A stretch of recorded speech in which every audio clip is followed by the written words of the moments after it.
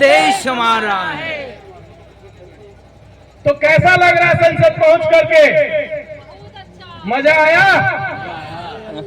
विधानसभा में कैसा लग रहा है? मजा आया? ये चीज याद रखनी है साथियों। जब आज हम लोग यहाँ मानगढ़ की धरती पर पहुंचे हैं, तब आपको बता दें कि एक मंत्री जो कुछ समय पहले हमारा डीएनए चेक कर रहा था, आज वो विधानसभा के भीतर माफी मांग रहा है। आज उसने माफी मांगी है और कहा है कि मैं अपने आदिवासी भाइयों से माफी मांगता हूं, खेद जताता हूं कि अगर उन्हें बुरा लगा हो तो मंत्री जी हम बता देते हैं कि माफी से काम नहीं चलेगा, इस्तीफा चाहिए, इस्तीफा चाहिए।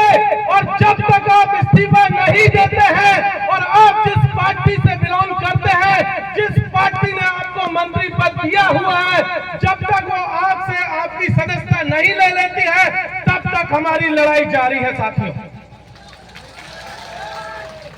जब हम लोग यहाँ पर बैठे हैं, हमारे दो साथी भील प्रदेश की टी शर्ट पहन करके विधानसभा में आपकी आवाज को मजबूती से बुलंद कर रहे हैं। यहाँ से उन साथियों को हम सब फूल जोहार करते हैं, इंकलाब जिंदाबाद पेश करते हैं। साथियों, ये जो लड़ाई हमने छेड़ी है, ये कोई छोटी लड़ाई नहीं है। कुछ मंत्री, एक जनजाति मंत्री है, वो कह रहे थे कि ऐसा नहीं हो सकता है। ऐसे बहुत से लोग थे, जब अंग्रेजों की हुकूमत थी तब भी ये वही लोग थे जो अंग्रेजों के यहाँ माफीनामा लिखते थे, उनसे जो है वजीफा लेते थे, उनसे पैसे लेकर के दलाली करते। तब इन्होंने कहा था कि अंग्रेजों से आजादी नहीं मिल सकती है, लेकिन हमारे लोगों ने बताया कि अंग्रेजों से आजादी मिल सकती है और उसी तरीके से भील प्रदेश भी मिलकर के रहेगा। वीडियो लाइव को ज्यादा से ज्यादा शेयर करें साथियों। ये बात यहाँ से इसलिए कहना जरूरी है कि मांग कोई आज की और कल की नहीं है।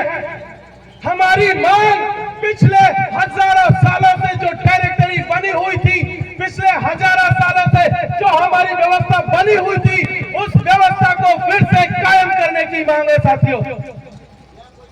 हम लोग सिर्फ भील प्रदेश में रुकने वाले नहीं हैं। अभी गोंडवाना बाकी है, अभी दंडकारण्य बाकी है, और पूरे देश में जहां जहां आदिवासी इलाके, अभी तो ये कारवां शुरू हुआ है। अभी कुछ दिन पहले हम छत्तीसगढ़ गए थे, कुछ दिन पहले आंध्र प्रदेश गए थे, झारखंड गए थे, मध्य प्रदेश, और पूरे देश के अलग अलग हिस्सों में जा रहे हैं। जिस तरीके का प्यार हमें यहाँ मिल रहा है, सेम उसी तरीके का प्यार और सम्मान हमें उस इलाके के लोग भी दे रहे हैं। इसलिए ये लड़ाई को हमें मजबूती से लड़े जाने की जरूरत है। हमारे जो साथी विधानसभा के भीतर हैं, हमारे सांसद जो राजकुमार जी संसद के भीतर है, जो लड़ाई वो संसद के पटल पर लड़ रहे हैं, उस लड़ाई को हमें सड़कों पर भी जिंदा रखने की जरूरत है।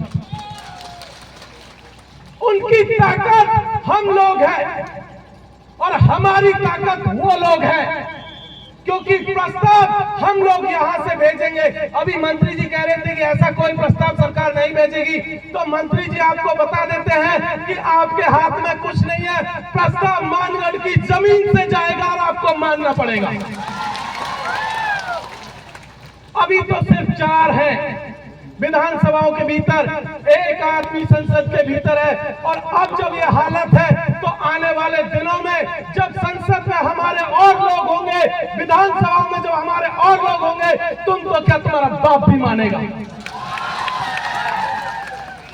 ये जो लड़ाई हम लोग लड़ रहे हैं, इससे पहले भी कुछ लोगों ने लड़ाइयां लड़ी थी। उन लड़ाइयों को याद करके लड़ने की जरूरत है कि किस तरीके का संकट आज की तारीख में हमारे ऊपर चल रहा है। कल मध्य प्रदेश में अनुसूचित जनजाति आयोग का जो अध्यक्ष है, वो आकर के कहता है कि आदिवासियों को वन अधिकार अधिनियम 2006 के तहत जो जमीनें मिली थी, वो जिनको मिलनी थी वो मिल गई, अब नहीं मिलेंगी।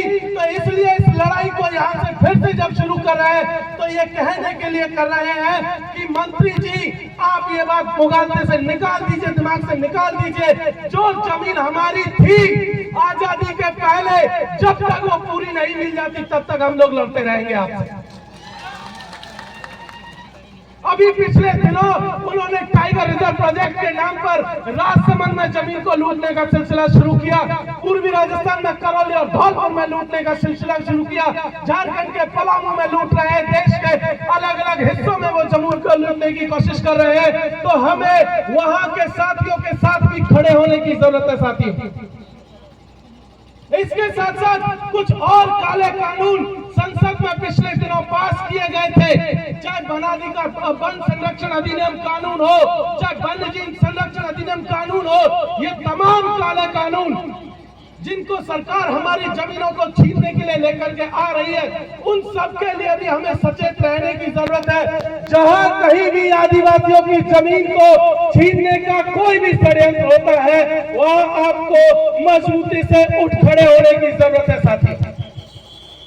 क्योंकि अगर हमने इस लड़ाई को अभी नहीं शुरू किया, देश के अलग अलग हिस्सों में जब तक हमारी जमीन है ये इसी तरीके से लूटते रहेंगे।